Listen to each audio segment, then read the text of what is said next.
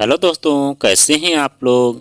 आज की कहानी बहुत ही इंटरेस्टिंग होने वाली है, तो हमारे साथ अंत तक जरूर बने रहें।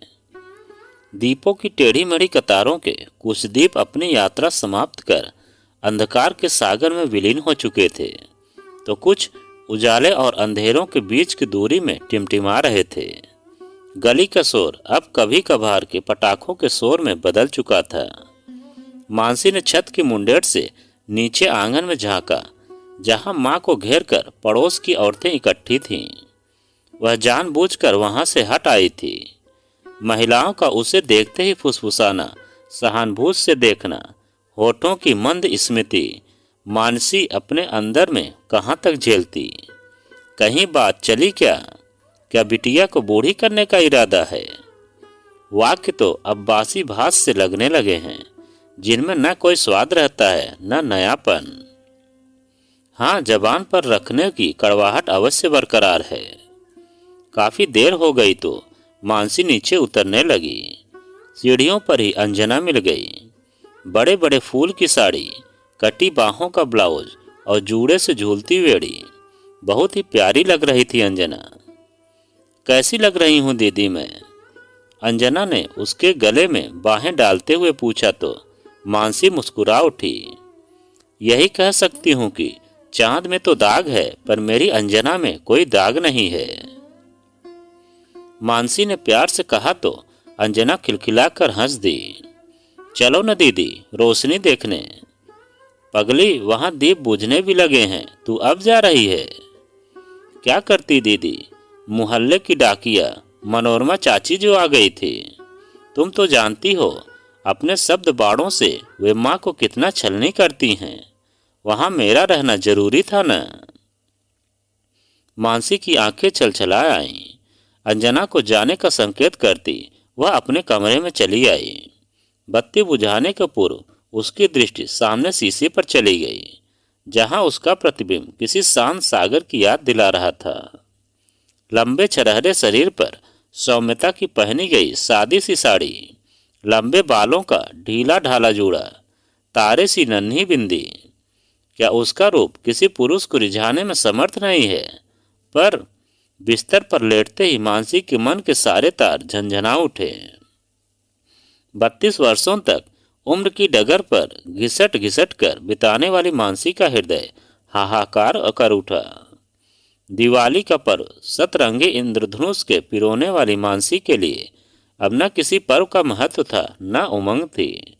रूढ़िवादी परिवार में जन्म लेने का प्रतिदिन वह आज तक झेल रही है। रूप, यौवन और विद्या, इन तीनों गुणों से संपन्न मानसी अब तक कुंवारी थी। कारण था जन्म कुंडली का मिलन। तकिए का कोना भीगा महसूस कर मानसी का हाथ अनायास ही उस स्थान को टटोलने लगा, जहां उसके बिंदु आपस में मिलकर अतीत और वर्तमान की झांकी प्रस्तुत कर रहे थे। अभी 4-5 दिन पूर्व की तो बात है। बैठक से गुजरते हुए हिले पर्दे से उसने अंदर देख लिया था। पंडित जी की आवाज ने उसे अंदर झांकने पर मजबूर किया। आज किसका भाग्य विचारा जा रहा है? पंडित जी हाथ में पत्रा खोले उंगलियों पर कुछ जोड़ रहे थे। कमरे तक आते हुए मानसी ने हिसाब लगाया। 8 वर्ष से उसके भाग्य की गणना की जा रही है। खिड़की से आती धूप की मोटी तह उसके बिस्तर पर साधिकार पसरी हुई थी। मानसी ने क्षुब्ध होकर खिड़की बंद कर दी। दीदी, बाहर से अंजना ने आते ही उसके गले में बाहें डाल दी। बाहर क्या हो रहा है? संभलते हुए मानसी ने पूछा था। वही गुणों के मलान पर तुम्हारा दूल्हा तौला जा रहा है, अंजना ने व्यंग से उत्तर दिया। दीदी, मेरी समझ में नहीं आता, तुम आखिर मौन क्यों हो? तुम कुछ बोलती क्यों नहीं हो? क्या बोलूं अंजना, यही कि यह ढकोसले बंद करो। 8 वर्षों से तुम्हारी भावनाओं से खिलवाड़ किया जा रहा है और तुम शांत हो। आखिर ये गुण मिलाकर क्या कर लेंगे? कितने अच्छे अच्छे रिश्ते अम्मा बाबूजी ने छोड़ दिए इस कुंडली के चक्कर में। और वह इंजीनियर जिसके घर वालों ने बिना दहेज के सिर्फ तुम्हें मांगा था। चुप कर अंजना, अम्मा सुनेंगी तो क्या कहेंगी? सच बोलने से मैं नहीं डरती। समय आने दो, फिर पता चलेगा कि इन रूढ़िवादिता ने इन्हें क्या दिया। अंजना के जलते वाक्य ने मानसी को चौंका दिया। जिद्दी एवं दबंग लड़की जाने कब क्या कर बैठे। यूं तो उसका नाम अंजना था, पर रूप में मानसी ही अंजना सी प्रतीत होती थी। माँ से किसी ने एक बार कहा भी था, बहन आपने नाम रखने में गलती कर दी। अंजना सी तो आपकी बड़ी बेटी है, इसे तो कोई भाग्य वाला मांग कर ले जाएगा। तब माँ चुपके से उसके कान के पीछे काला टीका लगा जाती थी। कान के पीछे लगा काला दाग कब मस्तक तक फैल आया, स्वयं मानसी भी नहीं जान पाई। बीएड करते ही एक इंटर कॉलेज में मानसी की नौकरी लग गई, तो उसके विवाह का सिलसिला शुरू हो गया। तब पंडित जी ने कुंडली देखकर बताया कि वह मंगली है, उसका ब्याह किसी मंगली युवक से ही हो सकता है, अन्यथा दोनों में से कोई एक शीघ्र ही परलोक सिधार देगा। पहले तो उसने इस बड़े हल्के ढंग से लिया। जब भी कोई नया रिश्ता आता उसके गाल सुर्ख हो जाते, दिल मीठी लय पर धड़कने लगता।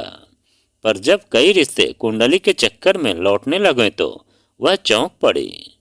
कई रिश्ते तो बिना दान दहेज के भी आए, पर अम्मा बाबूजी ने बिना कुंडली का मिलान किए शादी करने से मना कर दिया। धीरे धीरे समय बीतता गया और घर में शादी का प्रसंग शाम की चाय सा साधारण बैठकर ही हो गया।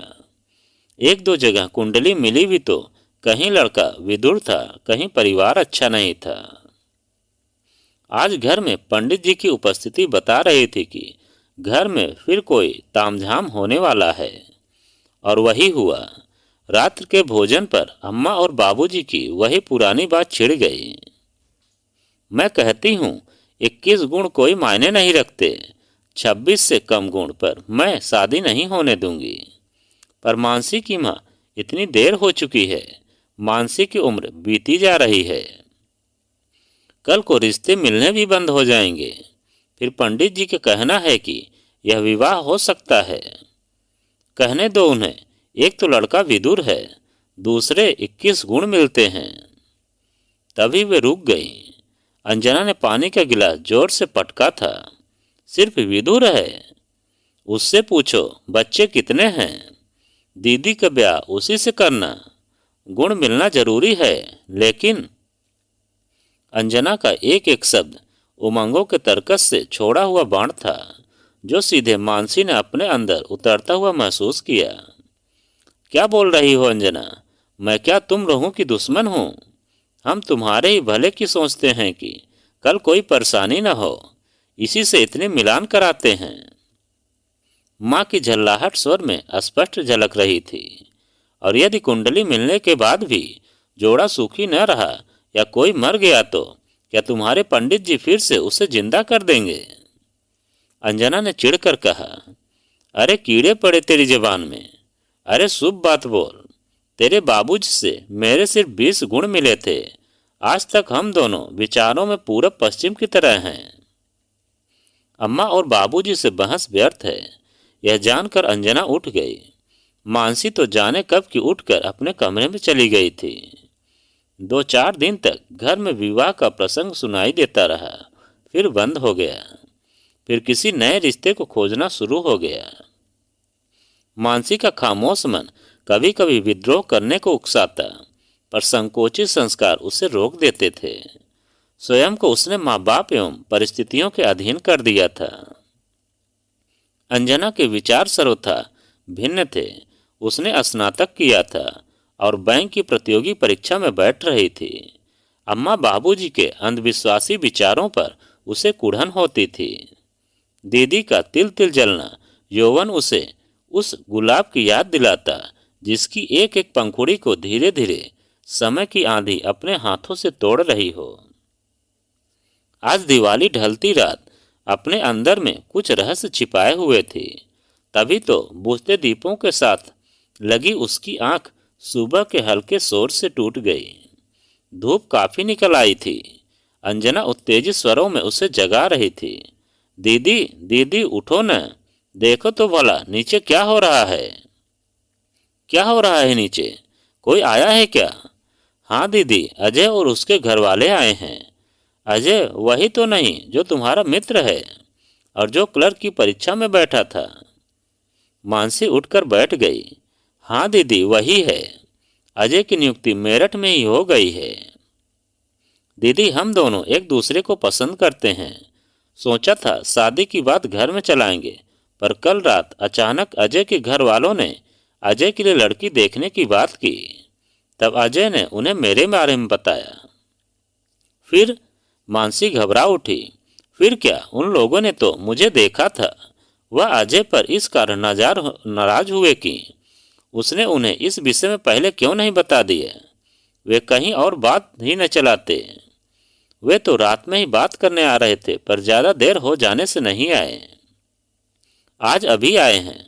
माँ और बाबूजी से वे क्या कह रहे हैं। मानसी समझ रही थी कि अंजना का रिश्ता भी ऐसे आसानी से तय होने वाला नहीं है। पता नहीं दीदी, उन्हें बिठाकर मैं पहले तुम्हें ही उठाने आ गई। दीदी तुम उठो न, पता नहीं अम्मा उनसे क्या कह दें। मानसी नीचे पहुंची तो उसकी नज़र सुदर्शन से युवक अजय पर पड़ी। अंजना की पसंद प्रशंसा उसने मन ही मन की। अजय की बगल में उसकी माँ और बहन बैठी थी। सामने एक वृद्ध थे, संभवतः अजय के पिताजी थे। उसने सुना माँ कह रही थी, यह कैसे हो सकता है बहन जी, आप अनुसूचित जात से हैं और हम ब्राह्मण। यह रिश्ता तो हो ही नहीं सकता। कुंडली तो बाद की चीज है। पर बहन जी, लड़का लड़की एक दूसरे को पसंद करते हैं। हमें भी अंजना पसंद है, अच्छी लड़की है, फिर समस्या क्या है। यह वृद्ध आदमी का स्वर था। समस्या यही है कि हम दूसरी जाति में लड़की नहीं दे सकते। माँ के सपाट स्वर पर मेहमानों का चेहरा सफेद हो गया। अपमान और विषाद की रेखाएं उनके अस्तित्व को कुदेदने लगी। अजय की नजर उठी तो मानसी की शांत सागर सी आंखों में उलझ गई। घने खुले बाल, सादी सी धोती और शरीर पर स्वाभिमान की तनी हुई कमान। वह कुछ बोलता इसके पूर्व ही मानसी की अपरिचित ध्वनि गूंजी। यह शादी अवश्य होगी माँ। अजय अंजना के लिए सर्वथा उपयुक्त लड़का है। ऐसे घर में जाकर अंजना सुखी रहेगी। चाहे कुछ भी हो कर ले, मैं जाति एवं कुंडली के चक्कर में अंजना का जीवन कष्ट नष्ट नहीं होने दूंगी। मानसी, यह तू क्या बोल रही है। पिता का स्वर आश्चर्य से भरा था। बाबूजी, जो कुछ होता रहा है मैं शांत होकर देखती रही, क्योंकि आप मेरे माता पिता हैं। जो करते अच्छा करते। परंतु 8 वर्षों में मैंने देख लिया कि अंधविश्वास का अंधेरा इस घर को पूरी तरह समेट ले रहा है। अंजना मेरी छोटी बहन है, उसे मुझसे भी कुछ अपेक्षाएं हैं, जैसे मुझे आपसे थीं। मैं उसकी अपेक्षा को टूटने नहीं दूंगी। यह शादी होगी और जरूर होगी। फिर वह अजय की माँ की तरफ मुड़कर बोली, आप विवाह की तिथि निकलवा लें। अंजना आपकी बहू जरूर बनेगी। अब आगे किसी को कुछ बोलने का साहस नहीं हुआ, पर अंजना सोच रही थी कि दीदी नारी का वास्तविक प्रतिबिंब है, जो स्वयं पर हुए अन्याय को तो झेल लेती है, पर जब चोट उसके वात्सल्य पर या अपनों पर होती है तो वह इसे सहन नहीं कर पाती। इसी कारण तो ढेरों विवाद और तूफान को अपने अंदर में समेटे सागर सी शांत मानसी आज ज्वार भाटा बनकर उमड़ आई है। और फिर मानसी के माता पिता को झुकना पड़ा और अंजना की शादी अजय से तय हो गई। और कुछ दिन बाद उन दोनों की शादी हो जाती है और वे लोग खुशी खुशी रहने लगते हैं। तो दोस्तों, यह कहानी आपको कैसी लगी कमेंट में लिखकर हमें ज़रूर बताएं। और आप अगर हमारे चैनल पर नए हैं तो प्लीज़ चैनल को सब्सक्राइब करें और वीडियो को एक लाइक ज़रूर करें।